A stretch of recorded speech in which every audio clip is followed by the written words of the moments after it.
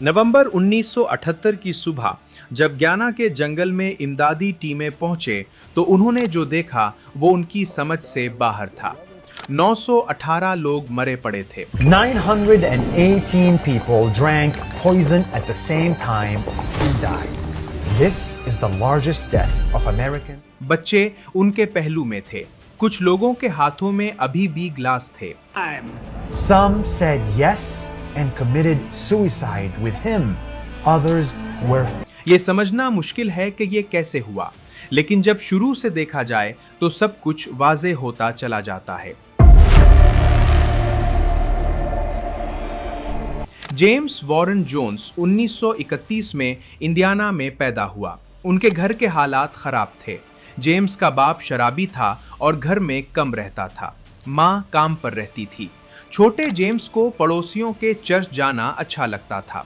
वहां उसने एक दिन महसूस किया कि लोगों को अपनी तरफ खींचा जा सकता है। ये एहसास इसे इतना अच्छा लगा कि उसने अपनी पूरी जिंदगी इसी के लिए लगा दी। Jim Jones, the charismatic leader of the People's Temple, took hundreds of followers from California to the jungles of Guyana. जवानी में उसने तकरीरें करना शुरू की। आवाज़ अच्छी थी, बोलने का अंदाज ऐसा था कि लोग सुनते रहते थे। 1950 की दहाई में अमेरिका में काले लोगों को गोरों के साथ बैठने नहीं दिया जाता था। जेम्स उन्हें अपने चर्च में साथ बिठाता था, गरीबों को खाना देता था, बीमारों की खबर लेता था। लोगों को वो वाकई अच्छा इंसान लगता था। 1955 में उसने इंडियानापोलिस में पीपल्स टेम्पल के नाम से चर्च बनाया। वो कहता था, सब बराबर हैं, गरीबों का हक है, मिलजुल कर रहो। उन लोगों को ये ज्यादा अच्छा लगा जो माशरे में खुद को अकेला महसूस करते थे। लेकिन जेम्स अंदर से कुछ और था। उसे हमेशा ज्यादा तारीफ चाहिए होती थी।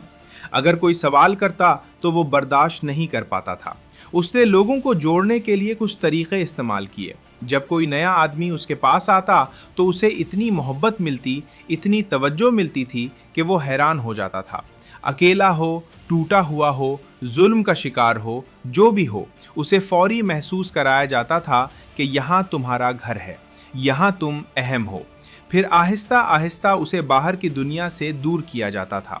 पुराने दोस्त, ख़ानदान, अखबार, रेडियो, सब कुछ उन लोगों का महदूद कर देता था। जिम खुद बताता था कि दुनिया में क्या हो रहा है और हमेशा बाहर खतरा दिखाता था। जो वही सवाल करता उसे जलसों में सबके सामने जलील किया जाता था। लोग देखते कि सवाल करने का नतीजा क्या होता है और चुप रहना सीख जाते था। वक्त के साथ जेम्स कहने लगा कि वो आम इंसान नहीं है। जलसों में वो नाटक करवाते थे जिनमें बीमारों को शिफा मिलती थे, पहले से मंसूबाबंद, लेकिन देखने वालों को असली लगते थे। 1965 में जेम्स कैलिफोर्निया आया और तहरीक तेज़ी से बढ़ाई। 20,000 से ऊपर मेंबर हो गए। जेम्स की सियासतदान तारीफ करते थे। ये अहम है कि वहाँ आने वाले बेवकूफ़ भी नहीं होते थे। उस्ताद थे, वकील थे, नर्सें थीं। ये अच्छी ख्वाहिशों वाले लोग थे जो दुनिया को बेहतर देखना चाहते थे। पर्दे के पीछे हाल ख़राब होता जा रहा था। जेम्स नशे की दवाओं पर इन्हसार करने लगा। नींद कम हो गई, वहम बढ़ते गए। मेंबरों से उनके राज लिखवाए जाते थे। जायदाद के कागज़ ले लिए जाते ताकि कोई भाग न सके। 1977 में एक न्यूज़पेपर में जेम्स के कुछ मेंबरों के बयानात छपे। जेम्स गियाना टाउन भाग गया। गियाना के जंगल में उसने जोन्स टाउन बस्ती बनाई। मेंबरों को बताया गया कि वो नई आज़ाद दुनिया में जा रहे हैं। वहां पहुंचकर पासपोर्ट ले आयो। मेंबरों के आने के बाद टाउन के उस पास रात को पहरेदार बैठते थे। भागने का रास्ता नहीं होता था। रात को जेम्स घंटों लाउडस्पीकर पर बोलता रहता था।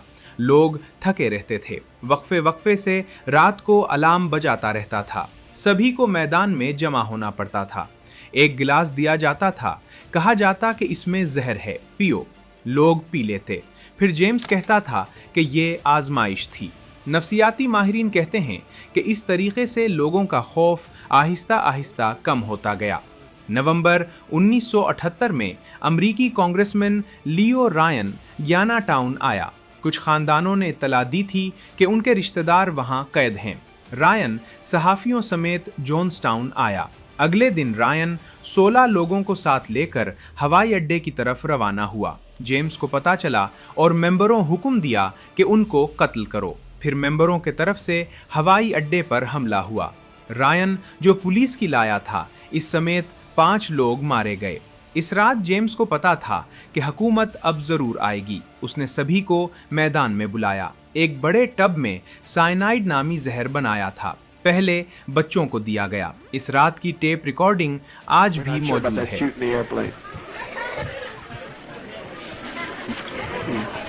बहुत सौ को जबरदस्ती दिया गया था। 918 मर गए, जिनमें 276 बच्चे थे। जेम खुद गोली से मरा।